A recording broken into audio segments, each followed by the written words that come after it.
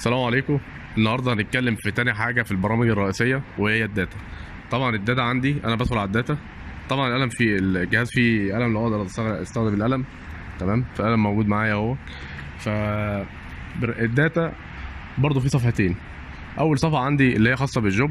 تمام، انا لو عايز امسح الجوب، كل حاجه هنشرحها فيما بعد. فاول حاجه عندي الجوب، تاني حاجه عندي النقط اللي موجوده على الجوب اللي انا فتحته او اللي انا عملت جوب جديد.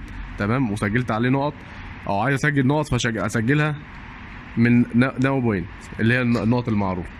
تالت حاجه عندي الاوبز.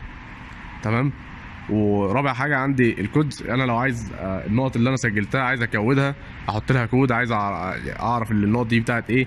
مثلا لو شغال في الخرسانات او شغال في التركيبات وعايز اكودها، اللي دي النقط دي بتاعت ايه، بتاعت بوكسات، بتاعت عمدان، اقدر اكود النقط اللي انا عايزها. خامس حاجه اللي انا لو عايز حاجه في الفورباتس. سادس حاجه انا لو عندي جوب وعايز امسحه. تمام، عندي في الصفحه الثانيه اليو اس بي.